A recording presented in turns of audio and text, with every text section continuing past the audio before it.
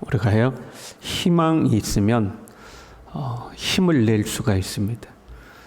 아무리 힘들고 어려운 상황이라도 희망이 있으면 포기하지 않죠. 그 희망을 향해 작은 걸음이라도 내딛게 됩니다. 내가 아무것도 할 수 없어요. 한 걸음도 내디딜 수 없어요. 희망이 존재하지만. 그러면 그럼에도 불구하고 때를 기다리고 있는 거죠. 그 희망이 우리를 살아갈 수 있도록 합니다. 그런데 희망이 없어졌어요. 절망이라고 하죠. 절망이 찾아오면 포기하게 됩니다. 모든 것을 내려놓죠. 희망은 우리에게 살아갈 수 있는 힘을 주지만 절망은 우리의 삶의 힘을 없애버리는 거죠. 부자라고 희망이 있고 가난하다고 절망하는 거 아니에요? 어느 순간 자기 삶에 희망이 없어질 때가 와요. 절망이 찾아오는 거죠. 그러면 인생을 비관하고 주저앉게 됩니다. 심하면 생명까지도 포기하게 되죠. 우리는 어느 때 절망을 느끼는가? 어느 때 절망을 느끼는가? 보통의 사람들은 이제 물질이 없어지면 절망해요. 우리가 물질을 쉽게 생각하면 안 되죠. 우리는 물질로 이루어진 세계에 살고 있기 때문에 물질이 우리의 삶의 상당히 많은 부분을 좌지우지합니다. 그 물질이라는 것이 자기의 존재감을 나타내기도 하고 자존감을 지켜주기도 하는 거죠. 그런데 그 물질이 사라졌다. 나의 모든 수고와 노력이 사라진 것처럼 느껴지는 거거든요. 그래서 절망하게 됩니다. 또 어느 때 절망하는가? 자녀에게 희망이 없어질 때죠. 나의 자녀의 희망이 없어지면 곧 나의 희망도 없어져 버립니다. 사실 자녀의 인생은 자녀의 인생이고 내 인생은 내 인생이거든요. 그래서 자녀와 상관없이 나의 인생을 살아갈 수 있어야 됩니다. 근데 이게 안 되죠. 이게 안 돼서 자녀의 인생이 곧 나의 인생이 되어버리는 경우가 많습니다. 우리가 자녀를 사랑하기 때문에 그렇기도 하고 한편으로 자녀에게 나의 삶을 투사시키는 것이 있기 때문에 그렇습니다. 건강을 잃어버려도 사람은 절망하게 됩니다. 늙는 것에 대한 절망이 있다고 그래요. 나이가 들어가는 것에 대해서. 과거에 어떤 연예인이 가장 좋을 때 죽고 싶다고 젊은 나이에 죽어버렸어요. 나이가 들어 현재의 아름다움이 사라져버리고 얼굴에 주름이 지고 허리는 굽고 병약해질 자기의 미래를 상상하니까 그게 너무 싫은 거예요. 그래서 나는 가장 아름다운 때 죽고 싶다 해서 죽어버린 연예인도 있었어요. 그러니까 병들어 늙어가는 미래를 생각할 때 절망하는 거죠. 나도 저렇게 되겠구나 하면 이제 절망이 찾아오는 거예요. 또 어느 때 우리는 절망하는가? 큰 문제는 아니더라도 작은 말 한마디에도 절망하기도 해요. 내가 인정받지 못하고 존중받지 못하고 오히려 자존심 상하는 말을 들을 때요. 야, 너는 그것밖에 못하냐? 너는 그것밖에 안 되냐? 그러면 그 말에 상처를 받는 거죠. 나의 존재가 부정되기 때문에 절망하는 거. 그럼 나 같은 것은 없어져도 돼. 나 같은 것은 필요 없어. 이제 이렇게 자기 존재를 부정해 버리게 되는 거죠. 또 어느 때 절망하는가? 최선을 다했어요. 나의 모든 힘을 쏟아서 최선을 다했는데 아무것도 이루어지지 않아요. 그러면 절망하는 거죠. 여러분, 사람은요, 누구나가 자기 인생을 최선을 다해서 살아요. 최선을 다하지 않는 인생은 없어요. 최선을 다하지 않은 채 무언가가 내 삶에 이루어지기를 원하는 것은 자기를 속이는 거죠. 그래서 이 7절 말씀에 보면 스스로 속이지 말라. 하나님은 업신여김을 받지 아니하신다 이렇게 되어 있죠. 그건 스스로 속이는 거예요. 그럼에도 모든 사람은 최선을 다해 살아요. 보세요. 야, 달리기 하러 가자. 달리기 그러면 싫어, 가기 싫어. 안 가잖아요. 그런데 억지로라도 100m 달리기 하는데 세워놓고 준비 땅 하잖아요. 그럼 열심히 달려요. 그게 사람이죠. 하기 싫다가도 막상 하면 또 최선을 다해서 하는 거예요. 자기 자존심, 자기 존재감이 거기에 달려있기 때문에 그러는 거죠. 그런데 그렇게 최선을 다했는데 내 삶에 아무것도 이루어지지 않아요. 그러면 사람은 이제 절망하는 거죠. 이런저런 이유로 절망이 우리의 삶에 찾아와요. 그러나 가장 큰 절망은 무엇일까? 하나님에 대한 믿음이 없어져 버리는 거예요. 이런 이유로 절망이 찾아와요. 저런 이유로 절망이 찾아와요. 내 삶에 이런저런 문제가 생길 수 있어요. 그때 우리는 하나님을 믿음으로 그 절망을 이겨낼 수 있어요. 좋으신 하나님이 나를 결국 좋은 길로 이끌으실 것이다. 좋으신 하나님이 결국 나에게 복을 주실 것이다. 이걸 믿으면 우리는 어떤 순간에도 힘을 낼 수 있어요. 때로 자존심 상하는 상황이라 할지라도 하나님 안에서 나의 정체성을 갖는 거죠. 세상이 나를 무시해도 하나님은 나를 사랑하시고, 세상은 내가 가진 것이 없다고 나를 천하게 봐도 나는 하나님 앞에 존귀한 자다 하고 믿음의 정체성으로 이겨낼 수 있어요. 그런데 하나님에 대한 믿음을 잃어버려요. 나는 최선을 다했고 더 이상 기대할 것도 없고 기댈 것도 없고 오직 하나님만이 나의 유일한 희망이었는데 그 하나님에 대한 믿음이 없어져 버려요. 하나님도 나를 사랑하지 않아. 하나님도 내 기도를 들어주지 않아. 하나님도 나를 도와주지 않아. 이런 마음이 드는 거죠.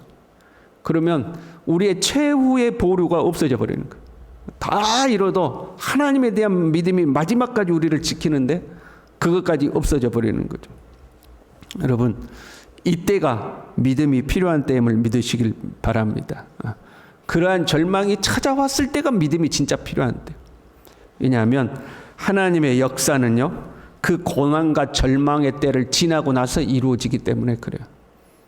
우리가 성경을 가만히 들여다보면 하나님의 위대한 역사는 거의 절망의 때를 통과해요. 이스라엘 백성들이 출애굽했어요. 홍해를 만나죠. 뒤에는 애국군대요. 아픈 홍해예요. 자신들의 힘으로는 어떻게 할 수가 없어요. 그 절망의 순간을 만나는 거예요. 그리고 광야 40년을 살아요. 하나님의 약속을 따라온 아브라함은요, 기근과 흉년을 만나요. 그의 아들 이삭도 동일하게 기근과 흉년을 만나요. 그런데 놀라운 것은 그 기근과 흉년의 때에 100배의 축복을 받죠. 야곱은 장자의 축복을 한번 받아보려다가 20년 고생해요. 20년 동안 고생해요. 다윗은 자기가 원하지 않았어요. 왕 되고 싶은 마음도 없었어요. 그러나 골리앗을 물리치고 나서 고난이 찾아오는데 10여 년 쫓겨다니며 광야 생활했다가 이방 나라에 망명을 갔다가 미친 척하고 살아났다가 고생을 해요. 욥은요, 하루아침에 모든 것을 잃었어요. 아무리 하나님께 나한테 왜 그러냐고 한 번만 말씀해 달라고 그렇게 목청을 높여도 하나님이 침묵하고 아무 말씀도 하지 않아요. 물론 마지막에 하나님께서 말씀을 하시죠. 그 욥은 처음보다 갑절로 복을 받죠. 다들 절망의 순간, 그 순간이 뭐 1시간 오다가 사라진 거 아니에요? 어떤 사람은 10년, 어떤 사람은 20년, 이스라엘 백성들은 40년, 그렇게 긴 시간, 절망의 시간을 만나요. 그러니까 절망할 수밖에 없는 거죠. 1시간만 절망하고 끝나면 얼마나 좋아요. 근데 긴 시간 찾아왔어요. 그러니까 절망하거든요. 그런데 절망으로 끝나지 않죠? 결국 하나님의 복을 받아 누려요. 그 절망의 순간을 지나가는 거죠. 9절 말씀에요. 우리가 선을 행하되 낙심하지 말지니 포기하지 아니하면, 이렇게 돼 있어요. 이 말을 뒤집으면 낙심하고 포기할 수밖에 없는 시간이 찾아온다는 거예요. 그래서 선을 행하다가 사람들이 다 낙심해요. 중간에 다 포기해요. 기대했던 것이 이루어지지 않아요. 내가 이렇게 하면 내 삶에 이런 것이 찾아올 거야. 내가 하나님 앞에 이렇게 헌신하면 하나님의 복이 이렇게 찾아올 거야. 내가 선한 일을 행하면 결국 선한 열매가 나에게 찾아올 거야. 기대하고 했어요. 기대하고 선을 행하고 기대하고 기도하고 기대하고 봉사하고 기대하고 헌신했어요. 그런데 아무래도 기대했던 것이 안 찾아와요. 그래서 낙심하는 거죠. 나는 안 되려나 봐. 낙심하죠. 그리고 포기하는 거죠. 하나님은 우리에게 복을 주시는 분인 줄로 믿습니다. 그런데 왜 모든 사람이 다 복을 누리지 못하는가? 포기하거든요. 한두 번 해보고 포기해요. 하나님의 말씀 듣고 말씀대로 살면 하나님이 은혜와 복을 주신대. 그래 나도 해야지. 이제 신년 됐으니까 새해 결심과 다짐하시잖아요, 여러분. 나도 말씀을 매일 묵상할 거야. 나도 매일 기도할 거야. 나도 하나님 앞에 이렇게 봉사할 거야. 나도 하나님 앞에 이렇게 살 거야. 내 삶에 이런 습관 버릴 거야. 하나님 앞에 합당치 않은 것 내 이거 다 버릴 거야. 결심하고 다짐하잖아요. 그런데 중간에 다 포기하는 거죠. 몇 번 해보고 안 될란가 보다. 나는 안 된가 봐. 힘들어. 포기하는 거죠. 그래서 하나님은 모든 사람에게 은혜와 복을 약속하지만 그 복을 누리는 사람은 또 그렇게 많지는 않아요. 왜요? 중간에 다 포기하기 때문에 그래요. 우리는 믿음으로 하나님의 은혜와 복을 받게 되어 있어요. 여러분 그렇잖아요? 구원은 뭘로 받아요? 믿음으로 받아요. 하나님의 은혜와 복도 믿음으로 받아요. 그리고 그 믿음이란 행동하는 거예요. 말씀을 삼가 듣고 지켜 행하는 것이 그게 우리의 믿음이에요. 하나님이 약속하셨잖아요. 여호와의 말씀을 삼가 듣고 오늘날 내가 네게 명하는 그 모든 명령을 지켜 행하면 너를 모든 민족 위에 뛰어나게 하실 것이다. 하나님의 복이 네가 어디에 있든지 위로부터 너를 찾아와 뚜벅뚜벅 너를 찾아갈 것이다. 성에 있든지 들에 있든지 나가든지 들어오든지 어디에 있든지 하나님의 복이 너를 찾아갈 것이다. 하나님께서 하늘의 아름다운 보고를 여시사 때를 따라 너에게 비를 내리실 것이다. 네의 삶에 이른 비와 늦은 비가 찾아올 것이고 하늘의 보물인 이스라엘의 은혜가 너의 삶에 찾아올 것이다. 하나님이 약속하셨어요. 그리고 우리는 그 말씀을 믿으면 그 말씀대로 사는 거죠. 그 말씀을 지켜 행하는 거예요. 그게 우리의 믿음이에요. 그런데 그 믿음은 그 어떤 과정을 통과하게 돼 있다 이 말이에요. 보세요. 봄이 되면 우리가 씨를 뿌려요. 씨를 뿌리고 한 해를 지나잖아요. 한 해를 기다려야 열매가 맺혀요. 그 안에 태풍도 와요. 그 안에 가뭄도 와요. 그 안에 한파도 있고 그 안에 병충해도 있어요. 그런데 농부는 포기하지 않아요. 농작물이 넘어지면 다시 이렇게 세워줍니다. 가뭄이 되면 물을 댑니다. 병충해가 찾아오면 약을 뿌려줍니다. 포기하지 않아요. 왜요? 가을이 되면 열매를 맺는다는 믿음이 있기 때문에 그래요. 그리고 그 열매가 있어야 내가 살 수 있다는 것을 알기 때문에 그래요. 포기하지 않아요. 우리가 하나님을 정말로 믿는다면 포기하지 않고 끝까지 믿음을 지키는 걸.